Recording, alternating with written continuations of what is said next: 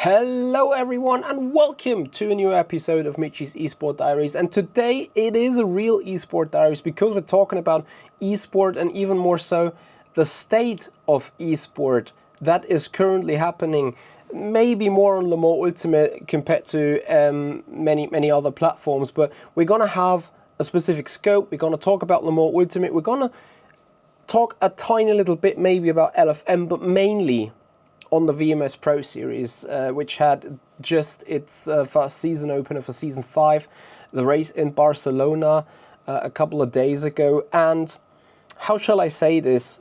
This race in the aftermath brought up some activities and procedures, as well as significant rule changes that we're going to talk about here.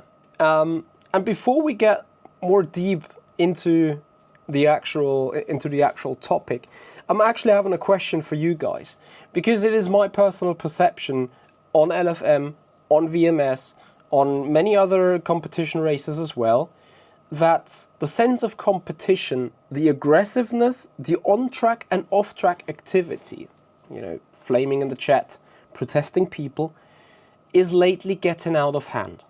And if you do have the same opinion or a different opinion, please let me know down in the comments area below, because this is a very interesting thing that I'm currently witnessing. And we're doing this for 20 years. I'm doing this the sim racing stuff for more than 8 or 9 years in the higher competitive area. And I have to admit, 2026 and the latest things that I've witnessed take this to an entirely new level. So we're gonna dive in a little bit into the happenings from the VMS Pro Series, and then you guys maybe have your own idea, maybe also have your own opinion about whether I'm a sore loser in the end. Feel free, or whether I actually got a point, because I think it's kind of sad that it takes one guy that lost his mind, that completely shut off any common sense, to ruin the entire scene, to ruin the entirety of a race, the entirety of a result, the entirety of everyone's peace within the system or within the organization. So, what has happened?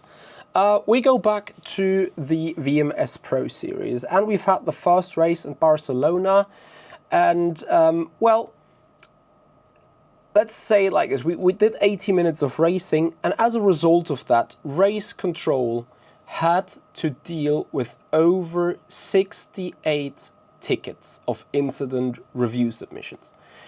Now you're gonna probably say it's like 68. Okay, it's quite a huge number, but many drivers, many incidents perhaps.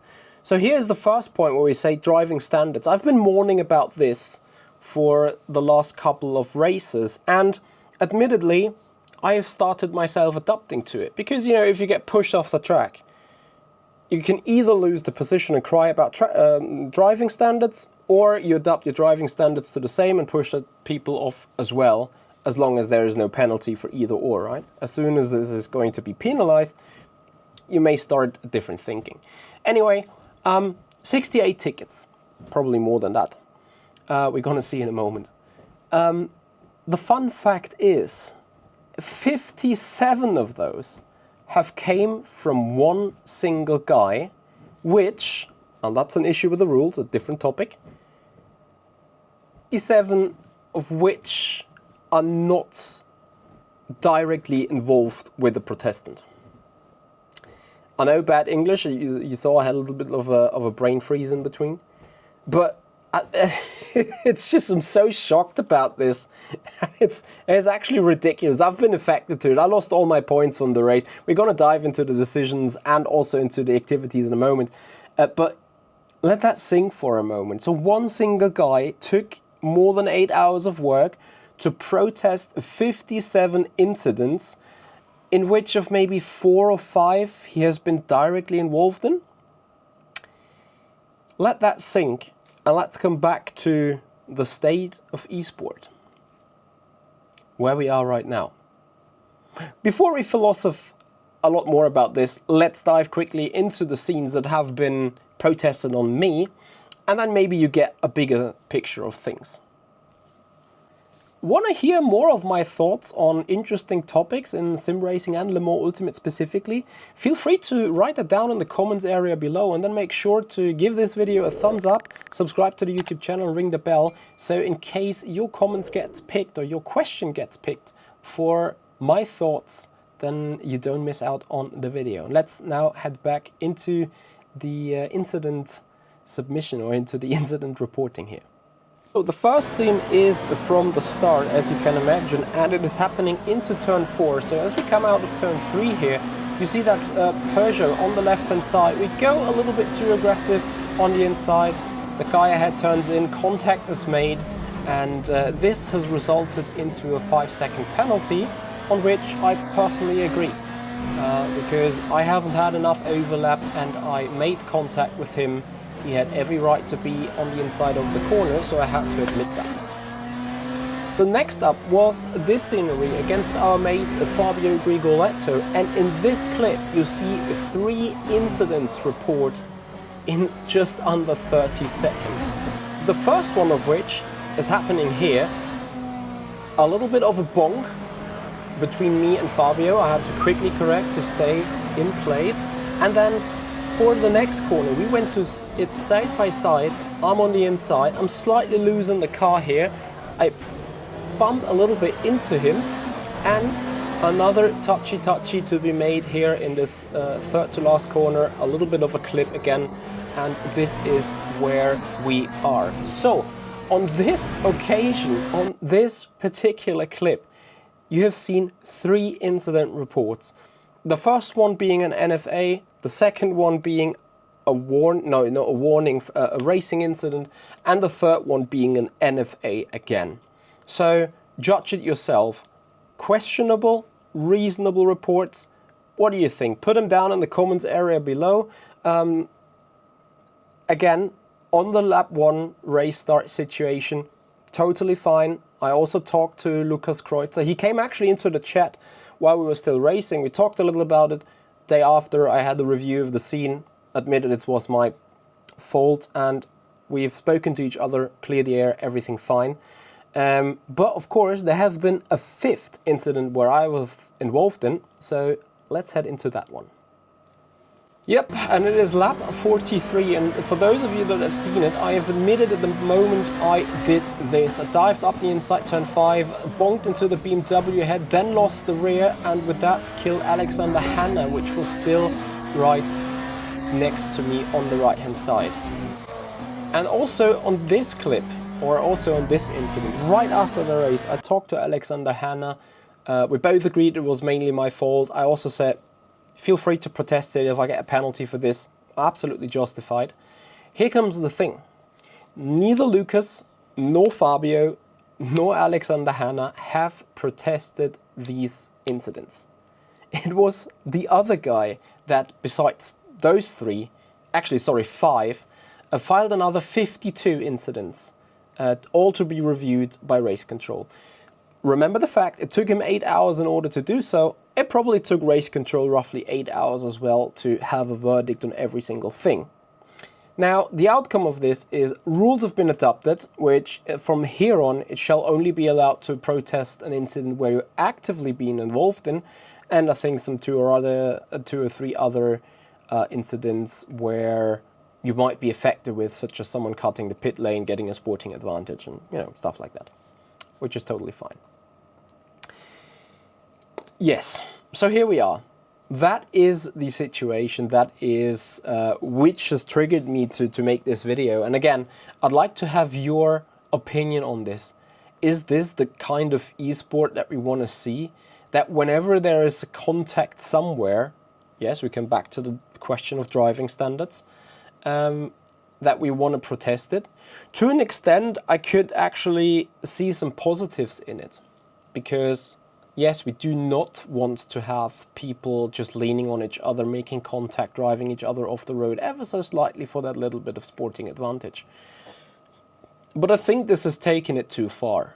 I would have Absolutely agreed. If Lucas Kreuzer would have protested me, even if Fabio would have said like, Michi lost the control of his car in turn 10, nudged into me, he got the position anyway, but on top of that, maybe I was still wrong in that scene, right?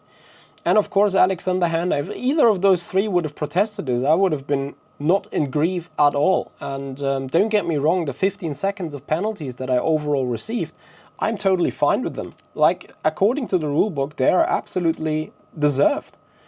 I'm just losing my mind about 57 incidents that result into 25 different penalties being handed all across the grid. So the guy profited from it and gained like 4 or 5 places in post-race incidents. But again, is this the way esports should work?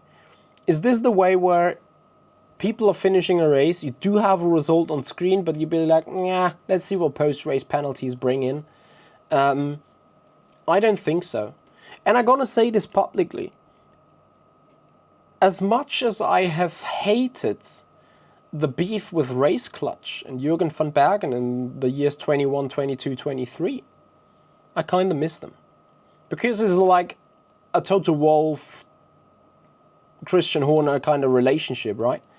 At the end of the day, we have respect for each other, and we have protested the things that we were directly involved in. We were not just pointing fingers left, right, and center, trying to get the sporting advantage about everyone. It's like, you know, oh, damn, Race Clutch just won, and we finished 8th, so let's protest everyone between P2 and P7, whatever we can find, in order to gain some places. This is not what we did. And this is also not what I think incident submission should be abused for. So yeah, Jürgen, I really miss you, because those protests, whenever they happen, yeah, we were losing our minds about them. But in hindsight, they've been justified, they have been reasonable to an extent, and they have been, I'd say, still within a healthy form of competition. Because as much as I do remember those times, I can't remember a single race where you on your team has protested more than 4 or 5 incidents in total. And we're also talking about 8 hours of something in the Virtual Endurance Championship. So we only did 80 minutes here. I don't even want to imagine a race of like 4 or 6 hours. And that gets me to the next thing. Back in the day, 21, 22, 23, we were racing for a couple of €1,000 per series. Whether that was Formula Pro, GT Pro, I think even Virtual Endurance Championship had some nice monetary prices. There was some good money on the line. Not that in VMS there is no good money on the line, but as a single play or like as a single participant, the best I think you can get out of the series if you're running a pitch perfect championship is a roughly 200-300, maybe 350-ish euros in like 4 months. The state of esport exploded during Corona and is now back down again, coming to a lot more consolidated and like actually pre-Corona circumstances where, let's say, we're racing mostly for fun. You know, I don't neglect the €350 prize money from VMS Pro Series if you run the perfect season. I'm more there for the racing, for the fun, for the competition in itself.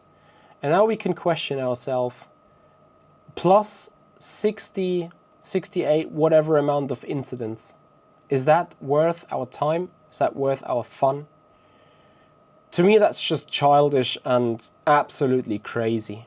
No one says anything about protests being filed for incidents people are involved with, where someone has been spun out, lost a significant amount of time and wants to have some justice for that. That's not the point. The point for me is like, how much are we able to spend time for competitive advantage? And that starts in testing and literally also seems to be ending in spending an entire night protesting the entire grid of an 80-minute race for a couple of places and a couple of points. And in the end, maybe 5 or 10 euros. It's a nice hourly salary, isn't it? Yeah, you see, I have a little bit of a grief with that. And, you know, I don't have a grief because of the penalties in the first place, because technically I agree with them. it's just the entirety of the scene. And again, I'd like to have your opinion on this. So please let me know down in the comments area below. And then I say also thank you for watching this episode of Michi's Esport Diary. A controversial one for sure.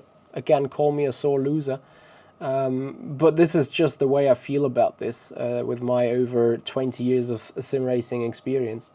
It is what it is. On to the next one, guys. If you want to see more of those Esport Diaries and, of course, Le Mans Ultimate content, then please leave a thumbs up, subscribe on the YouTube channel, and make sure you ring the bell to not miss out on further videos. Thanks for watching, and see you guys next time. Bye-bye.